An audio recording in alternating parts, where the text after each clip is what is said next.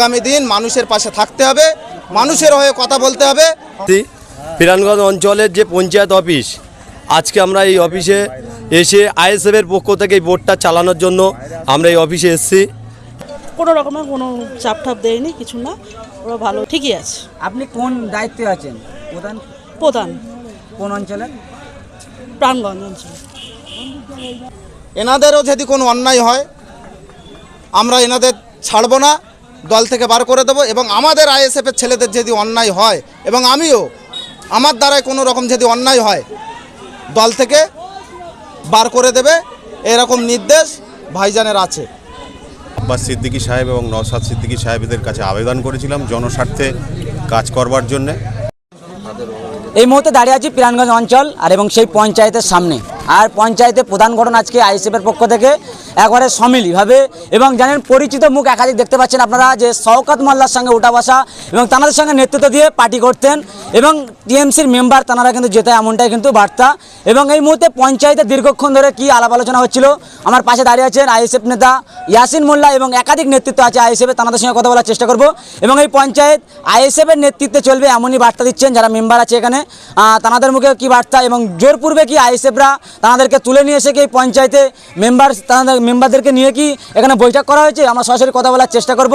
এখানে একাধিক তৃণমূলের টিএমসির নেতৃত্বরা আছে বা টিএমসির ব্যানারে আর কি তারা পঞ্চায়েতে মেম্বার হয়েছিলেন এবং তারা কি বার্তা দিচ্ছেন, দেখতে থাকুন বিস্তারিত খবর আইএসএফ বাংলার পর্দায়। দাদা কি বলবেন, টিএমসির পঞ্চায়েত মেম্বারদেরকে নিয়ে দীর্ঘক্ষণ বৈঠক পঞ্চায়েতের ভিতরে, কি আলাপ আলোচনা হলো বা কিসের জন্য? দেখেন, দীর্ঘদিন ধরে এই ভাঙড়ে এই পার্টি আসার আগে, আইএসএফ পার্টি আসার আগে এখানে কিছু দুষ্কৃতী, কিছু ধান্দাবাজ, কিছু লিডার ছিল টিএমসির, কিছু লিডার ছিল, তারা এই সমস্ত মেম্বারদের দিয়ে অনেক রকম দুর্নীতি, তসরুপ, মানুষের ওপরে অনেক রকম ভেবে হেনস্থা এনাদের দিয়ে করিয়েছে। এনারা শুধু ছিল কাজে ক্ষেত্রে, সামনে ছিল কাজ করতো দাদারা, এনাদের দিয়ে করাতো, তারা যেটা বলতো এনারা করতো, এনাদের দাবি বক্তব্য। এবং এনারা ওই দলে এনারা লিখিত দিয়েছেন যে ওই দলে থেকে তৃণমূল পার্টি করে আমরা যত সম্মান পাইনি, আমরা জনসেবার স্বার্থে আইএসএফ দলে যোগ দিতে ইচ্ছুক।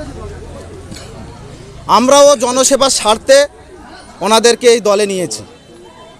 লিখিতভাবে ওনারা যেমন আমাদের আইএসএফের ছায়াতলে এসেছে, আমরাও সেইভাবে জনসেবার স্বার্থে ওনাদেরকে এই দলে নেওয়া হয়েছে।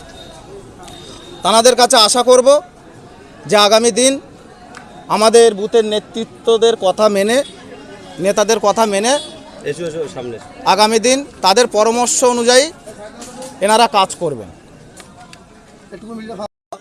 এনারা যেন আমাদের বুথের নেতৃত্বদের কথা শুনে কাজ করে এবং কোনো রকম অন্যায়, এনারা কথা দিয়েছেন কোনো রকম অন্যায় আমরা করব না, কোনো রকম মানুষের ওপরে কোনো চড়া কথা বা কিছু আমাদের দ্বারাই কিছু হবে না।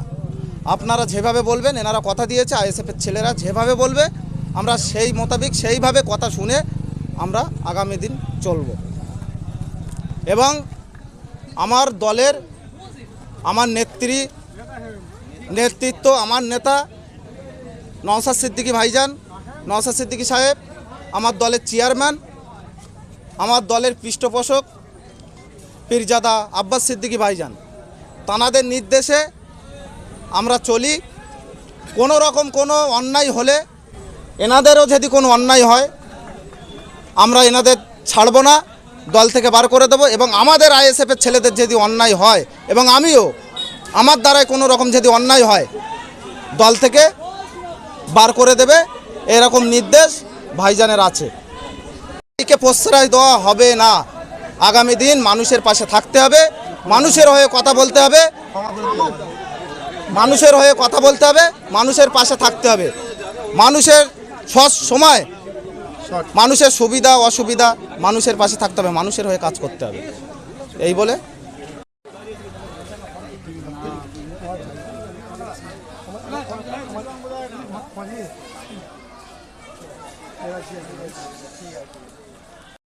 কি বলবেন আজকে পিরানগঞ্জ অঞ্চল একবারে প্রধানের সঙ্গে বৈঠক?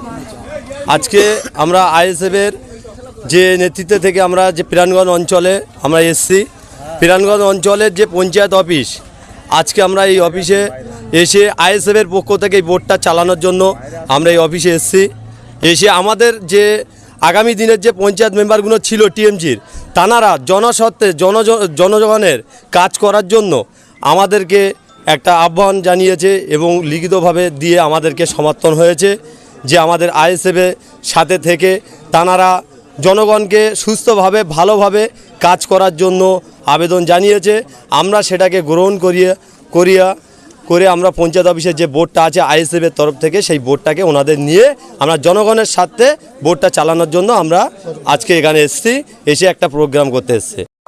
দাদা কি বলবেন, দীর্ঘদিন ধরে আপনাকে দেখা যেত সোশ্যাল মিডিয়াতে শওকত মোল্লার হাত ধরে রাজনীতি করতে বা শওকত মোল্লার পাশে বক্তব্য দিতে, আজকে হঠাৎ করে আইএসএফের ছায়া তোলে এবং পঞ্চায়েতে আইএসএফের যারা নেতৃত্ব আছে তাদের সঙ্গে মিটিংয়ে বৈঠকে কী বার্তা? দেখুন, আমরা সমস্ত মেম্বার প্রাণগঞ্জের আমরা ইন্ডিয়ান সেকুলার ফ্রন্টের যিনি পৃষ্ঠপোষক এবং চেয়ারম্যান আমরা আব্বাস সিদ্দিকী সাহেব এবং নওশাদ সিদ্দিকী সাহেবদের কাছে আবেদন করেছিলাম জনস্বার্থে কাজ করবার জন্যে, এবং আমাদের এলাকার এই অঞ্চলের নেতৃত্ব ইয়াসিন সাহেব এবং আমাদের কুতুব সাহেব, এনাদের সহযোগিতায় আমরা আজকের প্রাণগঞ্জ গ্রাম পঞ্চায়েতের এই বোর্ড সম্পূর্ণভাবে আইএসএফের নেতৃত্বে এবং তাদের নির্দেশনায় আগামী দিনে মানুষের কাজ করার জন্য কাজ করবে, এই শপথ আমরা এখান থেকে নিয়েছি এবং আগামী দিনে মানুষের জন্য কাজ করতে হবে, কোনো অন্যায়কে প্রশ্রয় দেওয়া যাবে না। আপনি কি নিঃস্বার্থে এসেছেন না কোনো চাপ দেওয়া হয়েছে আইএসএফের? না, আমাকে কোনো চাপ দেওয়া হয়নি, আমি নিজের ইচ্ছাতেই এসেছি। কোন পঞ্চায়েত? প্রাণগঞ্জ গ্রাম পঞ্চায়েত। আপনি কি বলবেন, আপনার আজ প্রধান হলেন এবং নতুন বোর্ড হয়েছে, যেভাবে আইএসএফ যেভাবে বলবে সেভাবেই কাজ করবো, যেভাবে আমাদের নেতৃত্ব দেবে সবাই মিলেমিশে আমরা সেভাবেই কাজ করবো। এখানে একাধিক আইএসএফের নেতৃত্বদেরকে দেখলাম, তারা কি কোনো চাপ দিয়েছে আপনার উপরে? না না না না, কোনো রকমের কোনো চাপ টাপ দেয়নি, কিছু না, ওরা ভালোই করেছে, ভালো ব্যবহার করছে। হ্যাঁ, নিঃস্বার্থে আমরা ঠিকই আছি। আপনি কোন দায়িত্বে আছেন? প্রধান। কোন অঞ্চলের? প্রাণগঞ্জ অঞ্চল।